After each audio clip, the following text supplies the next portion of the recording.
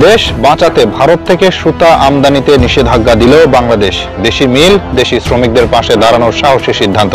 অনেক দেরিতে হলেও বাংলাদেশ এবার বুঝে গেছে নিজের ঘরের ইন্ডাস্ট্রি বাঁচাতে হলে বাইরের উপর নির্ভরতা কমাতে হবে। বিশেষ করে যখন সেই বাইরের দেশ দিনের পর দিন আমাদের বাজারে ঢুকে পড়ছে সস্তা পণ্য দিয়ে, তখন চুপ করে থাকলে সেটা আত্মঘাতী হয়। তাই এবার ভারত থেকে সুতা আমদানি বন্ধের সিদ্ধান্ত নিছক এক কাগজে কলমের ঘোষণায় না, এটা বাংলাদেশের গার্মেন্টস খাত, লাখো শ্রমিক আর দেশি উদ্যোক্তাদের পক্ষে দাঁড়ানোর একটা সাহসী সিদ্ধান্ত।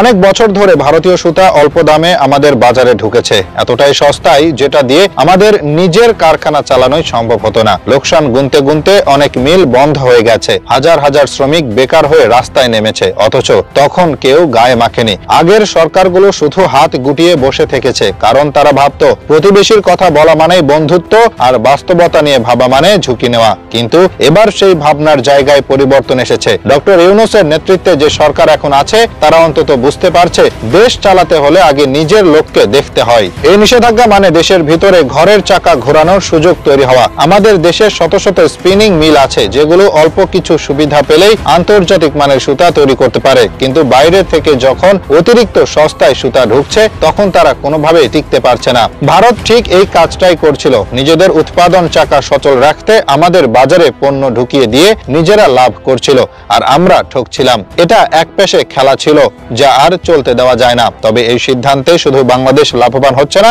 ভারতও একটা গুরুত্বপূর্ণ বার্তা পাচ্ছে। তারা এতদিন ধরে ভেবেছে বাংলাদেশ সবসময় তাদের সস্তা বাজার হয়ে থাকবে, এখন তারা বুঝবে বাংলাদেশ আর সেই আগের বাংলাদেশ নেই। এবার দরকার হলে নিজেদের রাস্তায় হাঁটবে আর নিজেদের স্বার্থে সিদ্ধান্ত নিতে পিছপা হবে না। এই সিদ্ধান্তের প্রভাব এখনই দেখা যাচ্ছে। দেশের অনেক সুতা উৎপাদক প্রতিষ্ঠান ইতিমধ্যে উৎপাদন বাড়াতে মাঠে নেমে পড়েছে, নতুন করে শ্রমিক নিয়োগ হচ্ছে, পুরনো মিলগুলো চালু করার চিন্তা শুরু হয়েছে।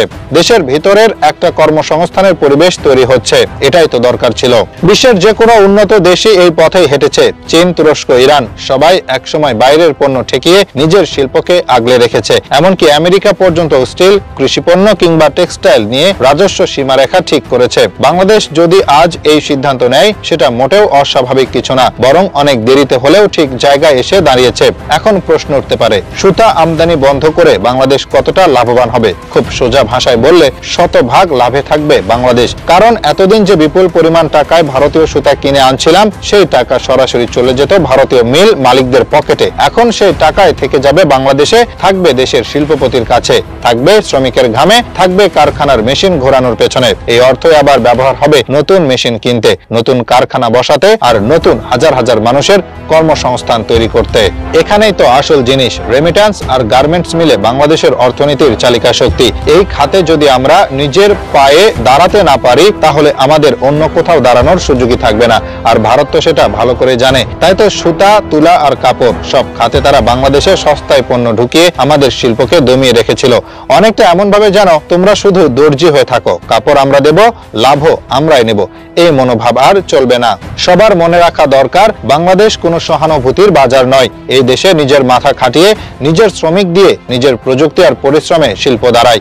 ভারত এই সত্যটা সহ্য করতে পারে না বলেই বারবার নিজেদের পণ্য ঢুকিয়ে আমাদের পণ্য রপ্তানিতে বাধা দিয়ে, এমনকি মশলা, পেঁয়াজ বা ভিসার শর্ত দিয়েও আমাদের কোণঠাসা করতে চেয়েছে। এই সুতা ইস্যু আসলে সেই সব কিছুরই জবাব। আগের সরকাররা যেভাবে ভারতকে বন্ধু বানিয়ে মাথার উপরে বসিয়ে রেখেছিল, এখনকার সরকার ঠিক সেই জায়গা থেকে নেমে এসে বলেছে বন্ধুত্ব একতরফা হলে সেটা আর বন্ধুত্ব থাকে না, সেটা ঠকানো। আর তাই দেশের স্বার্থে এই নিষেধাজ্ঞা পুরোপুরি যুক্তিযুক্ত। এই নিষেধাজ্ঞার সবচেয়ে বড় উপকার যাদের জন্য তারা হলো দেশের গার্মেন্টস কারখানার সঙ্গে জড়িত লাখো শ্রমিক, ক্ষুদ্র ও মাঝারি উদ্যোক্তা এবং স্থানীয় সুতা উৎপাদনকারীরা। এতদিন তারা কষ্ট করে ঋণ নিয়ে কারখানা চালাতো, কিন্তু বাজারে ভারতীয় সস্তা সুতা ঢুকে পড়লে সব হিসাব গড়বড় হয়ে যেত। নিজেরাই পণ্য উৎপাদন করে অথচ লাভ যেত অন্য দেশের হাতে। এখন সেই চক্র ভাঙ্গা শুরু হয়েছে। সুতা শুধু একটা পণ্য না, এটা এক একটা পরিবারের খাবারের ব্যবস্থা, একজন মেয়ে শ্রমিকের মাসিক বেতনের নিশ্চয়তা, একটা মেশিনের খরচ, একটা নতুন কারখানা খোলার স্বপ্ন। তাই এই নিষেধাজ্ঞা আসলে মানুষ বাঁচানোর সিদ্ধান্ত।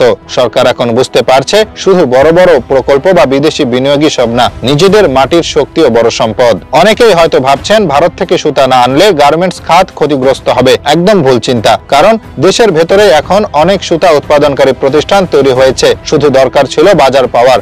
ভারতীয় সুতা ঢুকে যাওয়ায় তারা বছরের পর বছর লোকসানে ছিল। এখন এই নিষেধাজ্ঞার ফলে তাদের সেই শ্বাস নেওয়ার সুযোগ এসেছে।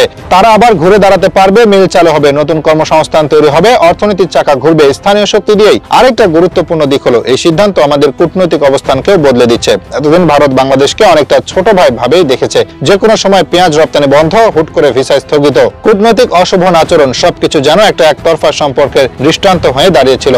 এখন বাংলাদেশ যখন ভারতের সবচেয়ে লাভজনক পণ্যে নিষেধাজ্ঞা দেয়, তখন ভারতও টের পায় বাংলাদেশ আর আগের বাংলাদেশ নেই। আন্তর্জাতিক রাজনীতিতে একটা দেশ কিভাবে নিজের সিদ্ধান্তে অটল থাকে সেটাই এখন দেখাচ্ছে বাংলাদেশ। চীনের উদাহরণ যদি নেওয়া হয়, তারা কিন্তু কখনো নিজের বাজারে বিদেশি আধিপত্য মেনে নেয়নি, আমেরিকাও না। এমনকি ভিয়েতনাম, তুরস্ক, ইরান সব দেশই নিজেদের অর্থনীতিকে রক্ষা করতে গিয়ে একসময় বড় বড় নিষেধাজ্ঞা দিয়েছে।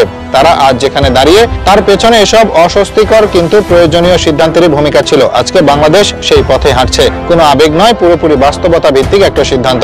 এতে শুধু দেশীয় উৎপাদকই না, পুরো অর্থনীতি উপকৃত হবে। আমাদের ডলার সাশ্রয় হবে, আমদানির চাপ কমবে এবং রপ্তানির আয় দেশে ঘুরে বেড়াবে।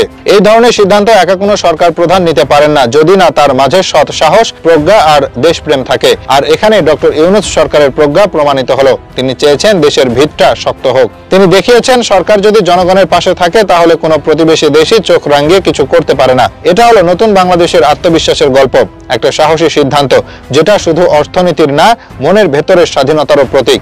ভারতকে চোখে চোখ রেখে বলা, না, এবার আমরা আমাদের ঘরের লোকদের গুরুত্ব দেব, বাইরের দয়ায় চলবো না। এই পথ সহজ হবে না, প্রচুর চাপ আসবে, নানা রকম কথা ছড়ানো হবে, কেউ কেউ বলবে দেশে কাঁচামালের সংকট হবে।